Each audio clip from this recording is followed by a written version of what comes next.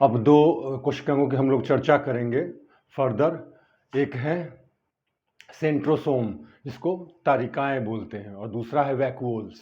तो आइए देखते हैं पहले सेंट्रोसोम। तारकाएं इसको हिंदी में बोलते हैं। इसकी खोज किसने की? बेंडन ने। और इसका नामकरण किसने किया है? बोवेरी ने। यह एक बेलनाकार संरचना होती है, बेलनाकार संरचना होती है जो दो सेंट्रियोल, इस पोर्शन को सेंट्रियोल बोलते हैं, यही इसको भी यही बोलेंगे। यह दो सेंट्रियोल से मिलकर बनी होती है बेलनाकार संरचना, और यहाँ पर धागे नुमा संरचना होती है।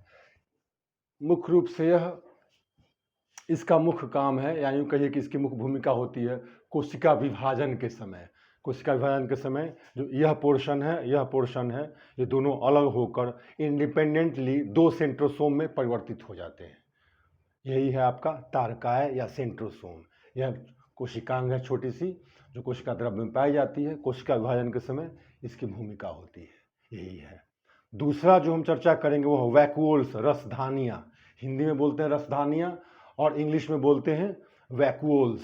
शायद आप देख पा रहे होंगे थोड़ा फीका है, वैक्यूल्स, रसधानियाँ। ये क्या है?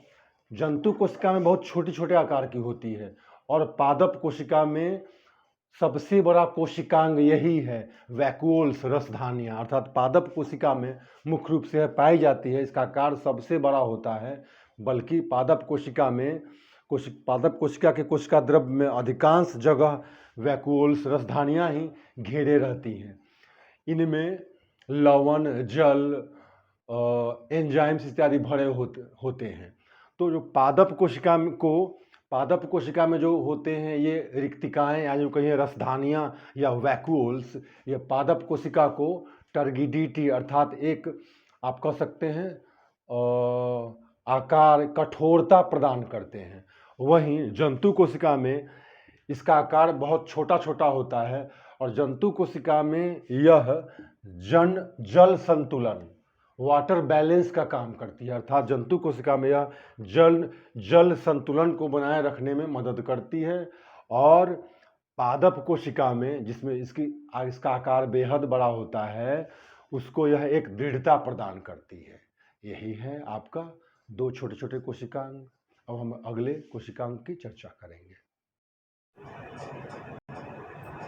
दूसरा जो कोशिकांग कोशिका द्रव्य में पाया जाता है, उसकी चर्चा हम करने जा रहे हैं, और उसका नाम है गोल्जिकाय। गोल्जी नामक वैज्ञानिक ने इसकी खोज की, तो नाम इसका गोल्जिकाय।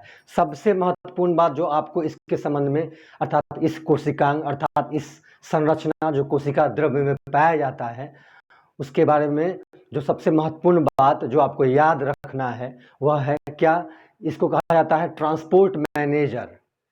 मतलब यह कोशिका का श्रावक अंग है। इसको बोला जाता है यातायात प्रबंधक या ट्रांसपोर्ट मैनेजर। जो प्रश्न मुख्य रूप से इससे बनेगा वो यही कि इनमें से कौन, अर्थात इनमें से किस कोशिका संरचना को हम यातायात प्रबंधक या ट्रांसपोर्ट मैनेजर कहते हैं, या फिर इनमें से कौन कोशिका का श्रावक अंग है, सेक्रेटरी या सेक्रेशन ऑर्गेनेल्स। तो आपको याद रखना है गोल्जिकाय। इसको पादप कोशिका में इसी को बोलते हैं डिक्टियोसोम। मुख्य रूप से एक श्रावक अंग है, और जंतु कोशिका में यह उन कोशिकाओं में विशेष रूप से पाया जाता है जिनमें हार्मोन्स जिससे रिलीज होते हैं। राइट। तो अब यहाँ देखिए क्या है, कोशिका का मुख्य श्रावक अंग गोल्जिकाय, जिसको यातायात प्रबंधक या ट्रांसपोर्ट मैनेजर कहते हैं। यह नलिका युक्त होती है और झिल्लीनुमा होती है, और कोशिका के अंतर्गत जो पदार्थ, कोशिका के अंदर कोशिका द्रव्य में जो कई संरचनाएं हैं, उनके द्वारा जो जिन पदार्थों का संश्लेषण होता है, उनका पैकेट बनाकर उनको बाहर की तरफ ट्रांसपोर्ट कर देना, यही काम है गोल्जिकाय का। अर्थात कुछ ऐसा जिसे कोशिका के अंदर से बाहर की ओर भेजना हो, या फिर कोशिका के अंदर ही कोशिका के दूसरे कोशिकांग, दूसरी संरचना तक भेजना हो, यह काम गोल्जिकाय के द्वारा ही किया जाता है। इसीलिए इसको बोलते हैं क्या? श्रावक अंग। या यातायात प्रबंधक या ट्रांसपोर्ट मैनेजर, अर्थात कोशिका के अंदर जो संश्लेषित होता है उसको कोशिका के बाहर अगर ले जाना हो तो यह काम गोल्जी काया के द्वारा किया जाता है। एक और बात आपको याद रखना है कि यह रेड ब्लड कॉट सेल्स अर्थात लाल रक्तकण बैक्टीरिया और ब्लू ग्रीन एल्गी में नहीं पाया जाता है। अब हम अगले कोशिकांग की चर्चा करेंगे। अगला कोशिकांग है राइबोसोम। राइबोसोम, हालांकि इसके बारे में मैंने आपको पहले ही बताया, अभी जस्ट मैंने इसके पहले वाले में बताया, एंडोप्लाज्मिक रेटिकुलम में मैंने बताया था कि एंडोप्लाज्मिक रेटिकुलम दो प्रकार का होता है। एक की झिल्ली खुरदरी होती है, वो खुरदरा जो दानेदार संरचना उस पर होती है वो कुछ और नहीं, राइबोसोम ही होता है। तो राइबोसोम जो कि प्रोटीन संश्लेषण में भाग लेता है।